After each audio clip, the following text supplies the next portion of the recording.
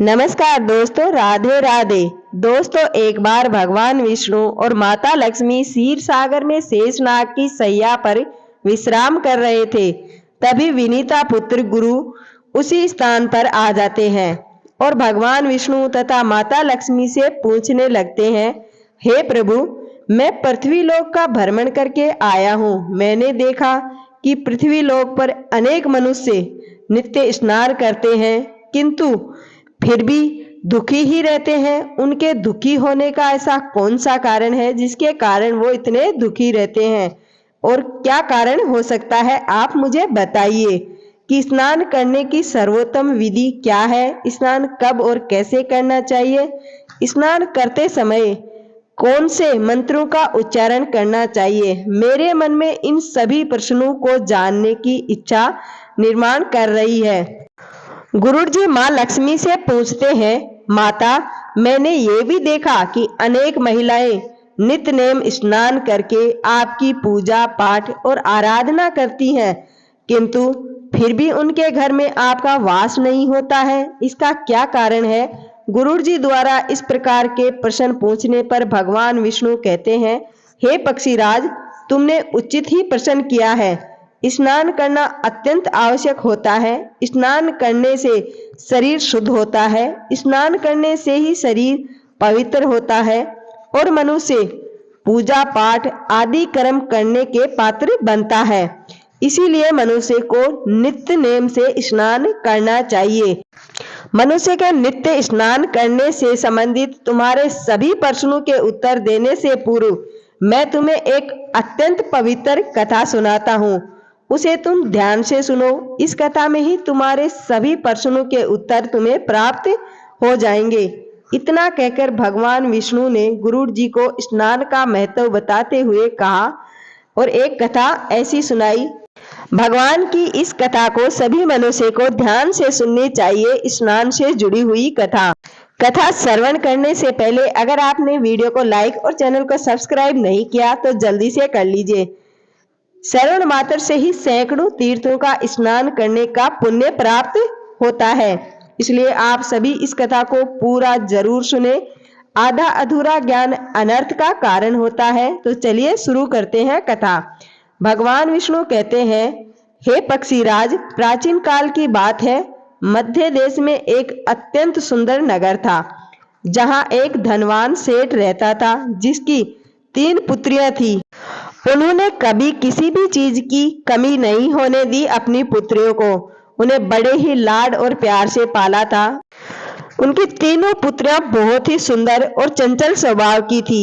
एक पिता का जो कर्तव्य होता है वह सभी उस सेठ ने पूर्ण किया। अपनी पुत्रियों को उसने सब कुछ दिया, लेकिन उसने केवल एक गलती की। उसने अपनी पुत्रियों को शास्त्र ज्ञान नहीं दिया। जीवन में सब कुछ पाकर भी उनकी पुत्रियों का जीवन अधूरा ही था, क्योंकि ज्ञान के बिना जीवन अधूरा ही होता है। कोई भी मनुष्य ज्ञान के बिना पूर्ण नहीं हो पाता है। पैसा, संपत्ति, सौंदर्य होकर भी उनकी पुत्रियों के पास वो नहीं था जो प्रत्येक स्त्री के पास होना चाहिए। फिर जब उनकी तीनों पुत्रियां जवान हुई तो सेठ ने अपनी तीनों पुत्रियों का विवाह एक अच्छे कुल में कर दिया। तीनों के पति बड़े बड़े व्यापारी थे और सभी राजमहलों में रहने के लिए चली गई। जैसे ही तीनों रहने के लिए अपने ससुराल यानी अपने घर चली गई, वहां पर उनका बड़ा भव्य और दिव्य स्वागत किया गया और साथ ही विवाह से जुड़ी सभी रस्में भी पूरी की गई। उन तीनों के ससुराल वालों ने उन्हें बहुत ही मान सम्मान दिया, प्रेम दिया और सभी के साथ प्रेम से व्यवहार भी किया। तीनों अपने ससुराल में बड़े ही मौज से रहने लगी। तीनों सुबह देर से जागती थी, देर से स्नान करती थी। कई बार तो ऐसा होता था कि बिना स्नान किए ही भोजन कर लिया करती थी। कभी कभार पूजा पाठ भी कर लिया करती थी। उनकी सास ये सब देख करके बड़ी दुखी थी और वो उन्हें बार बार ये बात समझाने का प्रयत्न करती थी, बार बार उन्हें टोका करती थी, लेकिन तीनों में सास की बात कोई भी नहीं मानती थी और अपनी ही मनमानी करने लगी। लेकिन जैसे जैसे समय बीतता गया, उन तीनों पुत्रियों के ससुराल में परेशानियां भी बढ़ने लगी। तीनों के पतियों को व्यापार में आर्थिक नुकसान होने लगा और धीरे धीरे सारा व्यापार कर्ज में डूबने लगा। दूसरों से कर्ज लेकर वे अपने व्यापार को बढ़ाने और चलाने लगे, परंतु फिर भी उन्हें व्यापार में घाटा ही सहना पड़ा। आर्थिक समस्या के कारण घर में कलेश होने लगा, बार बार लड़ाई झगड़े होने लगे। जब ये तीनों उन घरों में रहने के लिए चली गई थी, तभी से उनके घर में संकट आने शुरू हो गए थे। उन तीनों बहनों के ससुराल में पैसों की इतनी तंगी हुई कि उन्हें अपना घर, कारोबार सब कुछ बेच बाच करके झोपड़ियों में जाकर रहना पड़ा। लेकिन वह तीनों बहनें झोपड़ी में रहना पसंद नहीं करती थी, इसीलिए वह अपने ससुराल को छोड़कर मायके में वापस आ जाती हैं और अपने पिता के पास ही रहने लगती हैं। अपने घर पर आकर भी उन तीनों की जो आदतें थी वो बदली ही नहीं, जैसी थी वैसी की वैसी ही रही। घर पर आकर भी वो तीनों बहनें बड़ी मौज से रहने लगी।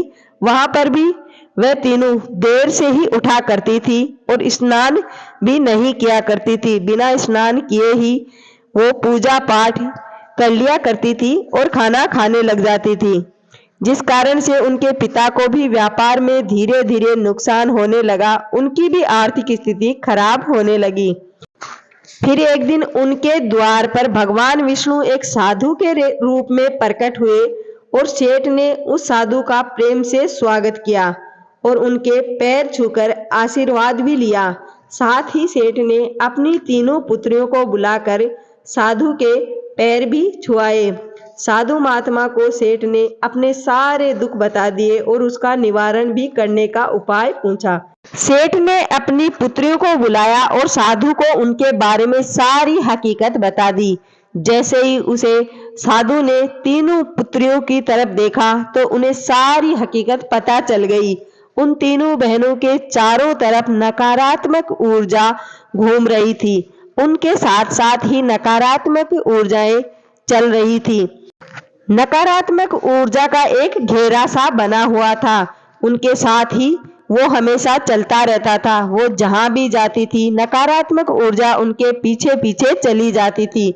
उस सिद्ध साधु ने सेठ से कहा, तुम्हारी तीनों बेटियों की आदतों के कारण उनके चारों ओर नकारात्मक ऊर्जा का घेरा बना हुआ है। इसी कारण वे जहां पर भी जा रही हैं वहां पर केवल दुख और दर्द ही दर्द है, संकट ही आ रहा है। तुम्हारी तीनों पुत्रियां अत्यंत आलसी हैं।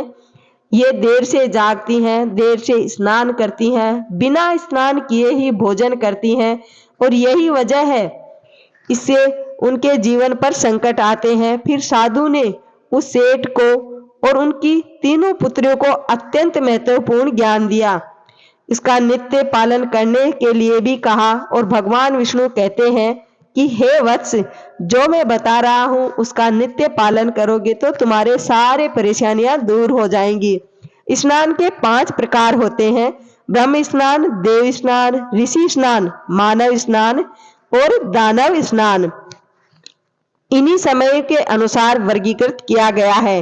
शास्त्रों में ब्रह्म मुहूर्त में किए जाने वाले स्नान को सबसे सर्वश्रेष्ठ माना गया है। ब्रह्म मुहूर्त यानी कि रात्रि का अंतिम प्रहर और सूर्योदय से ठीक 1.5 या 2 घंटे पहले का समय होता है, यानी कि साधारण पर सुबह 4 से 5:30 बजे तक का समय। शास्त्रों में इस समय दिन का सर्वश्रेष्ठ समय माना जाता है, क्योंकि इस समय वातावरण में अद्भुत और चमत्कारिक ऊर्जा व्याप्त होती है। यह समय देवताओं का समय होता है और इस तरह देवताओं का स्मरण करते हुए ब्रह्म मुहूर्त में किए जाने वाले स्नान को ब्रह्म मुहूर्त स्नान कहा जाता है और ये सर्वश्रेष्ठ स्नान कहा जाता है। इस समय स्नान करने से मनुष्य के जीवन में अत्यंत ही लाभकारी होता है।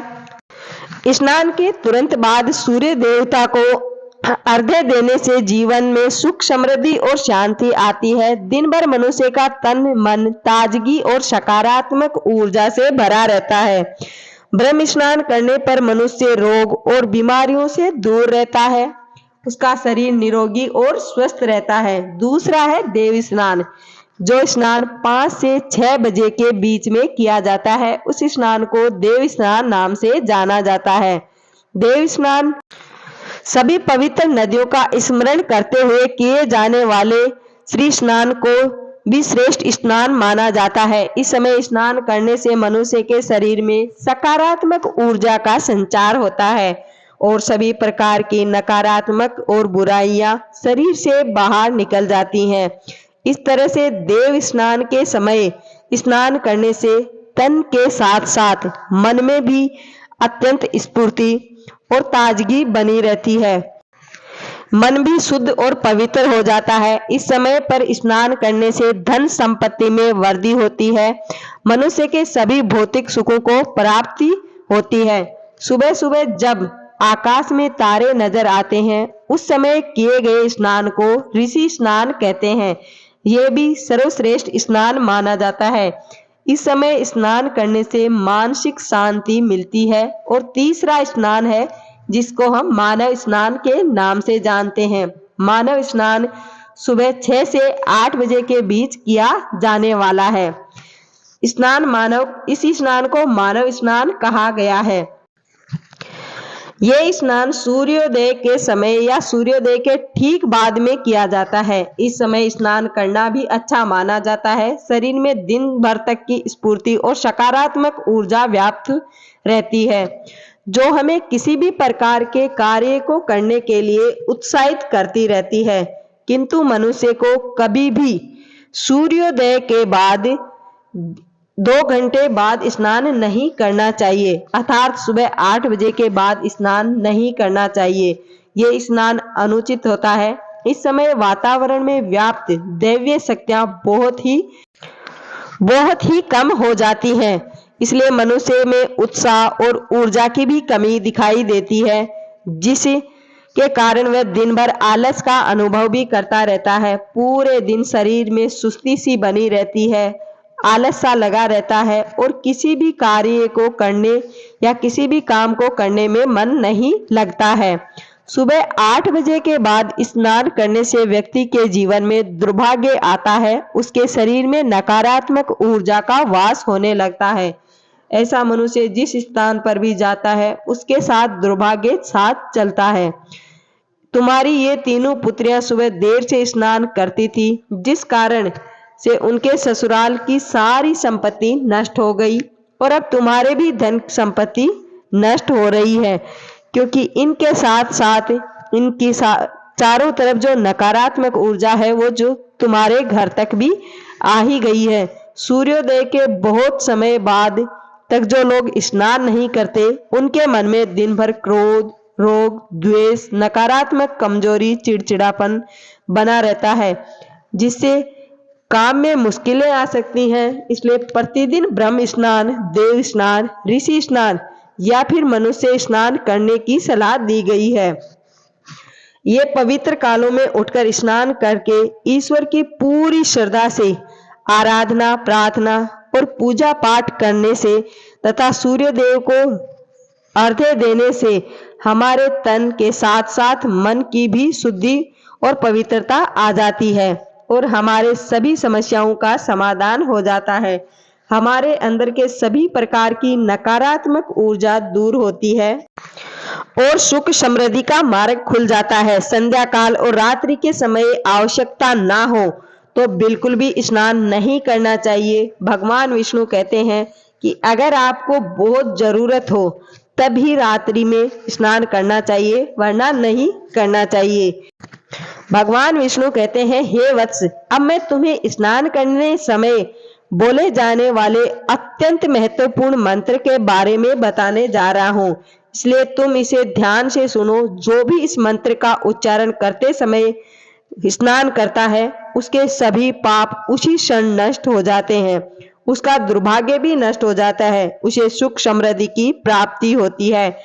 वह मंत्र इस प्रकार है, गंगे च यमुने च गोदावरी सरस्वती नर्मदे सिंधु और कावेरी जले अस्मिने सानिधिम कुरु। इसका अर्थ है, ये गंगा, यमुना, गोदावरी, सरस्वती, नर्मदा, सिंधु और कावेरी माँ मेरे स्नान करने के जल में कृपया आप सभी पधारिए। इस मंत्र का उच्चारण से सभी तीर्थ स्थलों में स्नान करने का पुण्य मिलता है। इस प्रकार से भगवान विष्णु ने उस सेठ को स्नान का महत्व बताया। फिर सेठ की तीनों पुत्रियों को अपनी अपनी गलती समझ में आ गई। वे तीनों अपने अपने ससुराल में रहने लगी और भगवान विष्णु द्वारा बताए गए स्नान के सभी नियमों का पालन करने लगी। तीनों सुबह ब्रह्म मुहूर्त में जाकर स्नान करने लगी। नित्य सूर्य को अर्घ्य देने लगी। सुबह नित्यनेम स्नान करने से उनके शरीर पवित्र हो गया और नकारात्मक ऊर्जा भी उनसे दूर हो गई। नकारात्मक ऊर्जा के दूर होने के बाद उनके पतियों की जो सारी संपत्ति और व्यापार नष्ट हो गया था, वो सब धीरे धीरे अच्छे से चलने लगा और उनका खोया हुआ राजपाट सब कुछ उन्हें फिर से वापस मिल गया। अब तीनों बहनें बड़ी प्रशंसा से अपनी ससुराल में रहने लगी। दोस्तों, इस प्रकार से हमारे जीवन में स्नान का बहुत ही अत्यधिक महत्व है। इसलिए हमें रोज सुबह जल्दी स्नान करना चाहिए और स्नान करते हुए जो मंत्र बताए गए हैं उन मंत्रों का उच्चारण करना चाहिए। सुबह 8 बजे के बाद स्नान करना अशुभ होता है। इस प्रकार से भगवान विष्णु ने गरुड़ जी को स्नान का महत्व बताया। उम्मीद है आपको ये कथा पसंद आई होगी। लाइक जरूर करें, कमेंट में जय श्री हरि विष्णु और जय मां लक्ष्मी जरूर लिखें। साथ ही आपके अपने चैनल हिंदी पुरातन ज्ञान को सब्सक्राइब कर ज्यादा से ज्यादा सपोर्ट करें। गलती हुई उसके लिए क्षमा प्रार्थी हूँ।